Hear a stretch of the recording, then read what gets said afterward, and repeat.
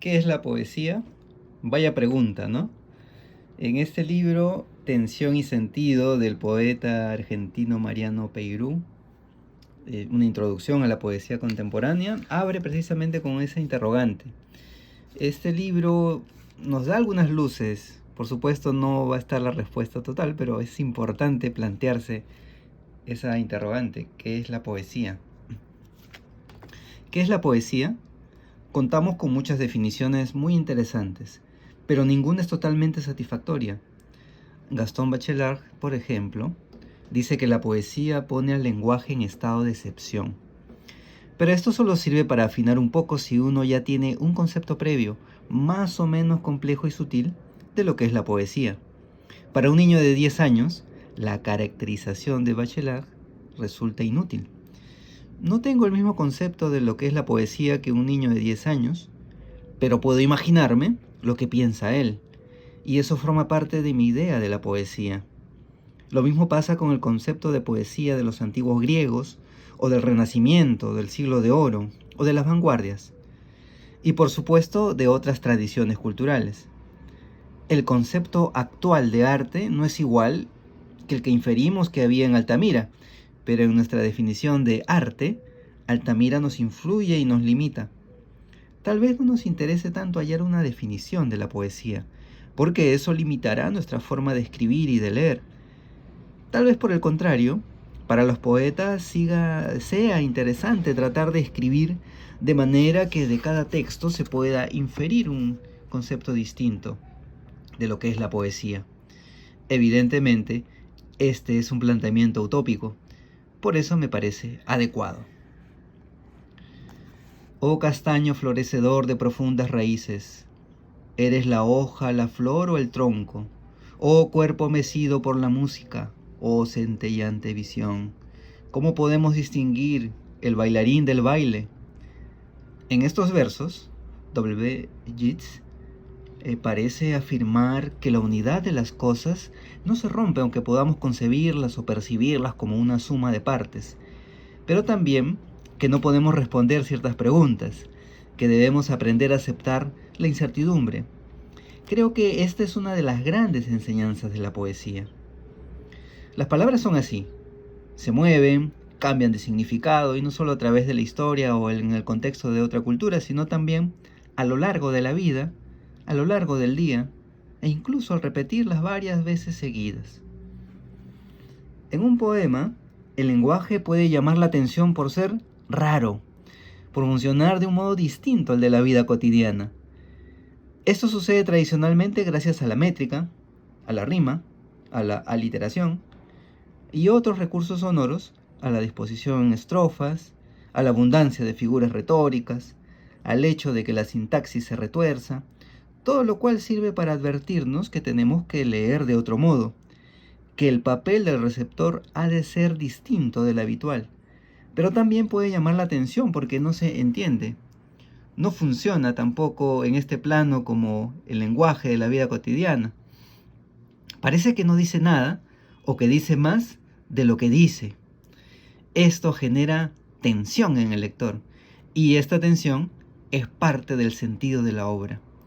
El texto se abre para que entremos a vivir nuestra experiencia, a poner en movimiento esas palabras, cada uno a su manera. Siempre que leemos un buen poema, por muy acostumbrados que estemos a leer poesía, sentimos esa tensión. Con el tiempo, aprendemos a vivir con ella, a disfrutarla. Ese descoloque es la experiencia estética, sin asideros intelectuales, sin la captación de un sentido, ni formales, sin la percepción de un solo familiar del lenguaje, de un uso familiar del lenguaje. Estamos en una especie de cuerda floja, entre el viento y el vértigo, entre el miedo y el deseo de caer. Nada de eso es característico de la poesía contemporánea, aunque sin duda, en cada momento, lo contemporáneo, lo que todavía no ha sido asimilado por la tradición, es lo que resulta más raro y difícil de entender. Pero la falta de inteligibilidad inmediata de los poemas es una de las características tradicionales de la poesía.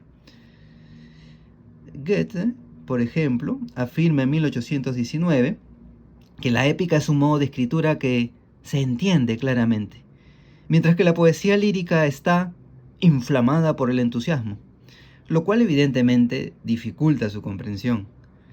George Chapman, en 1595, escribe que la poesía, a diferencia de la oratoria, no debería aspirar a la claridad. Si el lenguaje es raro, tal vez nos esté indicando que también es raro lo que dice, o que es raro el empleo que se hace de él. En muchos poemas parece que no se habla para otros, sino para uno mismo. No afuera, sino para adentro, creando un espacio íntimo y al margen del espacio social.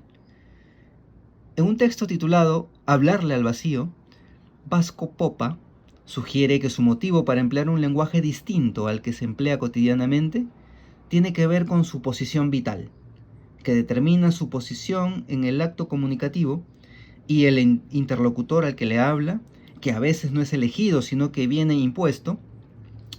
En este caso, el poema no va dirigido a otra persona ni a sí mismo, sino a los esperpentos de tus pesadillas. Es evidente que semejante interlocutor exige un lenguaje que no resulta del todo comprensible para los demás. Que intente hablar con la oscuridad del que no te entiende, añade. Y hay una nota a pie de página. La escritura es otra forma de oración, dijo Franz Kafka. Y también el arte como la oración es una mano tendida en la oscuridad. Cuando se toca a fondo aparece la forma, escribe por su parte Lorenzo García Vega. Cuando se trata de llegar hasta el fondo de uno mismo, de nombrar algo que no tiene nombre, de decir lo que no se sabe decir, en ciertos estados extremos de angustia existencial o de enamoramiento, de extrañeza ante el mundo o ante la propia identidad, el lenguaje cotidiano, con su orden y su aparente claridad, no sirve para nada. Así concluye Popa.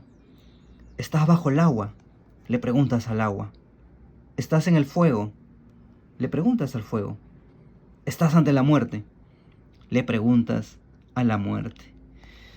Hay mucho más, por supuesto. No les quiero quemar la película, y también, en todo caso, mi intención es despertarle el interés como a mí mismo al enterarme de la existencia de este libro, poder reflexionar también sobre la poesía. Y como se han dado cuenta, el lenguaje es muy sencillo. Lo escribe también un poeta contemporáneo. Así que, pues, a pensar, ¿qué es la poesía para ti?